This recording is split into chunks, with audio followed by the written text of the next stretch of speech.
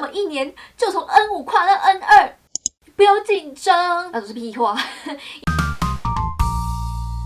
ようこそ YouTube のゆいです。今天要来跟大家分享我的日文检定 N5 到 N1 的准备方法，我使用的书籍，还有日语学习的心路历程。那今天这个分享不一定适用于每个人的状况啦，这和每个人的读书习惯有关系。但如果你跟我一样不是日文系，明明不喜欢读书，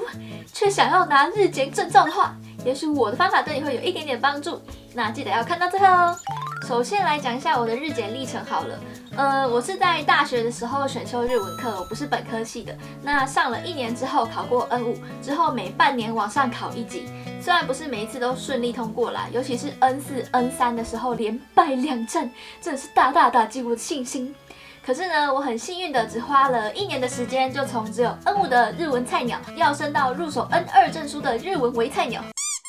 至于这1年内发生了什么事情呢？因为这讲起来有点多，所以我可能会再另外拍一支影片跟大家说明。如果你想知道我开了什么外挂，凭什么1年就从 N5 跨到 N2 的话呢，记得先订阅频道并开启小铃铛，才不会错过我的学习分享哦。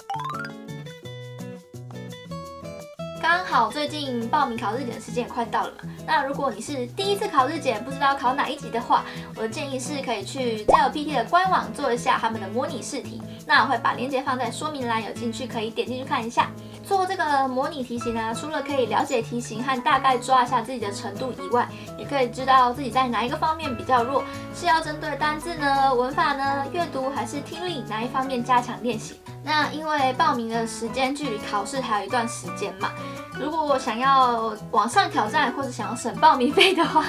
建议大家可以往上多报1级。假如说你现在写模拟试题，写 N5 的模拟题型，写起来得心应手、势在必得、游刃有余的话，那就可以直接挑战看看 N4。我都是用这种让自己有点活在压力下的状况来学习，这样会成长得很快哟。虽然我不是日文系的，因为我们学校没有日文系啦，但好险有选修课可以上。我们那时候使用的教材是大新书局出版的《大家的日本语》（Minna no Nihongo）。有在学日文的同学们，想必都对这本书不陌生。我没记错的话，应该是选修1年后上到14课，就从第1课上到第14课。那时候老师就信誓旦旦跟所有人说：“你们上完这1年的课，一定要去考 N5，不要去报名。”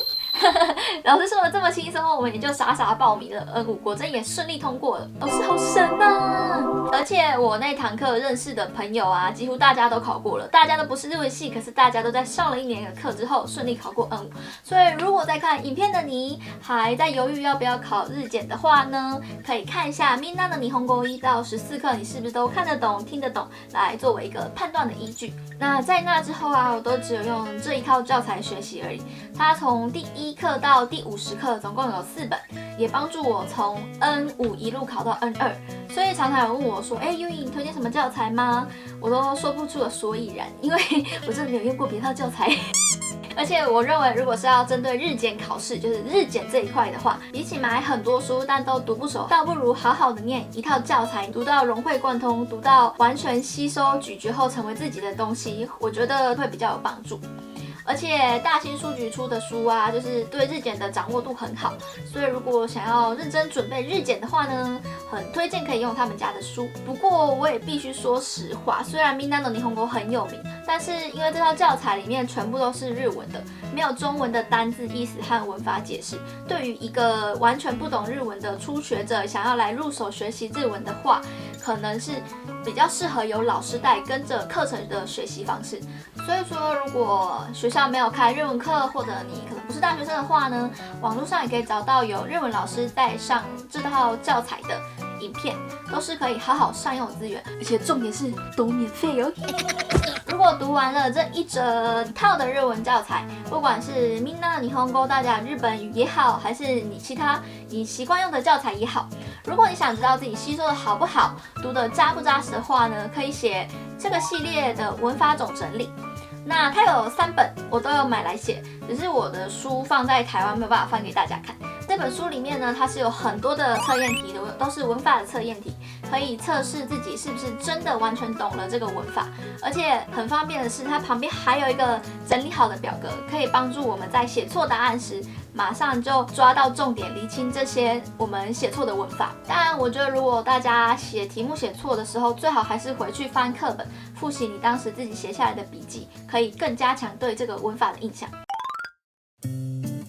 那我刚才说我读了大家的日本语50课，读完之后只考到 N2 嘛，那上完课到考 N1 这中间还有一大段的时间，为了不要让自己失去对日文的敏感度，还有培养语感，我还有另外选修日文绘画课，还有作文课，让自己保持使用日文的习惯。除此之外呢，我还有规定自己在语言平台，比如说 Hi Native， 比如说 LandEd， 比如说 HelloTalk 这些语言学习平台固定发表文章，练习写作，还有下载手机的 App 看简单版的日文新闻，比如说 NHK Easy News 或是什么 Easy Japan News 之类的，来广泛吸收不同的单字，同时练习阅读还有听力，也可以接触一些现在社会的时事。另外呢，就是还有交一些日本朋友，固定每周聚会一次，以要不要一起吃饭之名来行。其实我只是想要练习日语口说知识。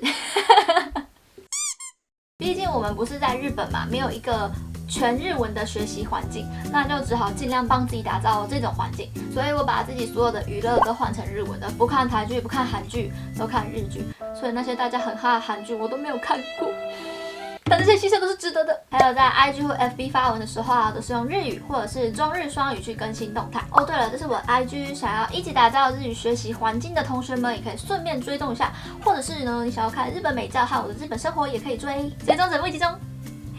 那像这样透过交朋友、练口说、看新闻、看日剧、发日文动态、写日文文章等等，都对我培养语感还有输出日文有很大的帮助，也让我在8年后幸运的一次就考过了 N1。虽然我用的教材和我看的书籍真的不多啦，因为我真的不是很爱看书，但也可以透过其他很多不同的管道来学习。毕竟学习语言是一件快乐的事情，那找到适合自己的学习方式，可以事半功倍吧。那我觉得语言只是一个工具，就是如果你可以透过语言去了解一个国家的文化，或是可以拓展自己的人脉，我觉得都是一件很棒的事情。然后我想要给要考日检大家一点小小的建议，就是你会在乎这个东西，你就会紧张，那是必然的，没有办法避免的。我没有办法跟你说不要紧张，那都是屁话，因为你会在乎，你就一定会紧张。那我自己的方式呢，是我把日检当作是一个期中、期末考的感觉，就是我每隔半年我就要去测验自己这半年的学习状况，不要把它想成是一个很攸关生死的大事。也许那个紧张感就会降低一点点，这是我自己的一个小小的诀窍。分享给你们。如果你还是学生，你是大学生的话呢，我真的很建议大家从大学选修去学日文，因为它绝对是最便宜、CP 值最高的方式。去外面补习班随便一堂课都好几百块吧，就是几个小时就好几百块。但是大学选修课就是一个吃到饱的方案啊，只要跟你的课程时间不冲突，你想修多少修多少啊。如果今天影片对你有一点点帮助的话，请你不要吝啬帮我按个赞，还有分享给你有在学习日文或是需要这部影片的朋友吧。喜欢我的影片请订阅，不喜欢就有缘再见。我是优以马丹尼。